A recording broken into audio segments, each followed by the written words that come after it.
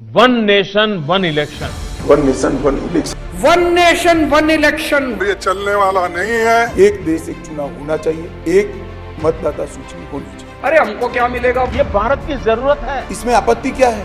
This bill will finish off regional parties. This bill is only brought in to massage the ego of the supreme leader. One nation one election. हर साल देश का एक बड़ा हिस्सा चुनावी जंग में उलझा रहता है। क्या बार बार लागू होने वाली आचार संहिता और अरबों रुपए के खर्च से देश की प्रगति रुक रही है, या फिर वक्त आ गया है कि भारत एक ऐसी व्यवस्था की ओर बढ़े जहां लोकसभा और विधानसभा के चुनाव एक साथ हो, ताकि विकास की रफ्तार कभी न रुके।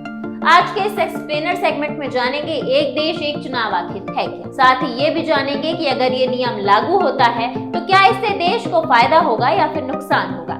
इसके साथ ही ये भी जानेंगे कि जेपीसी की छठी बैठक में क्या अहम निर्णय हुए हैं, इस पर विपक्ष कितना सहमत है। इस पर भी बात होगी आज विस्तार से। नमस्कार, मेरा नाम है सोनाली बघेल। अब जानते हैं कि जेपीसी की छठी बैठक में क्या निर्णय निकला है। 30 जुलाई बुधवार को संसद भवन एनेक्सी में इस मुद्दे पर संयुक्त संसदीय समिति जेपीसी की बैठक हुई है।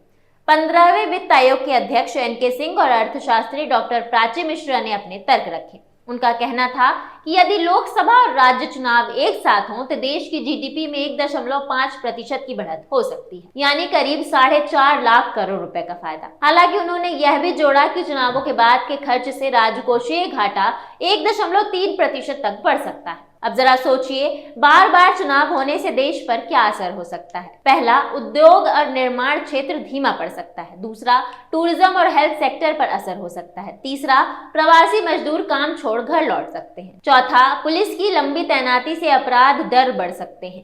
पांचवा, शिक्षकों की ड्यूटी और स्कूलों के मतदान केंद्र बनने से स्कूलों में एडमिशन 0.5% घट सकता है।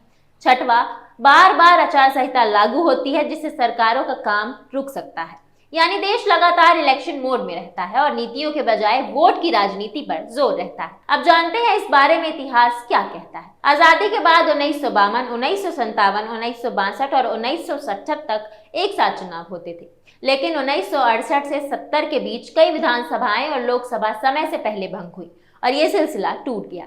अब सवाल ये है कि क्या इस परंपरा को फिर से जिंदा किया जा सकता है। जेपीसी की अब तक की 5 बैठकें हुई हैं। पहली बैठक 8 जनवरी को हुई, जिसमें 18,000 पन्नों की रिपोर्ट सांसदों को दी गई।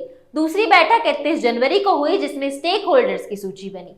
तीसरी बैठक 25 फरवरी को हुई, जिसमें पूर्व सीजीआई यूयू ललित सहित 4 लॉ एक्सपर्ट्स की राय ली गई। चौथी बैठक 26 मार्च को हुई, जिसमें अटॉर्नी जनरल ने कहा संविधान में बदलाव की जरूरत नहीं है। पांचवी बैठक 11 जुलाई को हुई, जिसमें पूर्व सीजीआई डीवाई चंद्रचूड़ ने बिल का समर्थन किया। क्या है एक साथ चुनाव के 4 बड़े फायदे।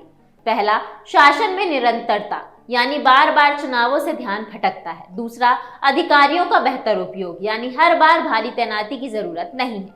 तीसरा, आचार संहिता का असर घटेगा, यानी विकास कार्य बाधित नहीं होंगे।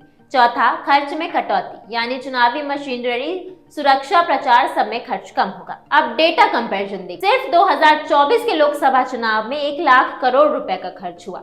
2019 में अब तक 676 दिन देश में आचार संहिता लागू रही, यानी एक साल में 113 दिन। सोचिए, पूरे साल में 3 महीने देश विकास नहीं कर पाता क्योंकि चुनाव चल रहे होते हैं। अब जरा सोचिए, क्या इस देश में विकास की रफ्तार चुनावों के पीछे छूट जानी चाहिए? क्या हर साल की लोक लुभावन घोषणाएं ही असली राजनीति बन जाए, या फिर वक्त है कि भारत एक साथ एक चुनाव की ओर बढ़े, ताकि चुनाव भी हो लेकिन देश की रफ्तार भी ना रुके। आपका इस बारे में क्या ख्याल है, हमें कमेंट करिए। क्या एक देश एक चुनाव आपको सही दिशा लगती है? और देखते रहिए विंध्य फर्स्ट। धन्यवाद।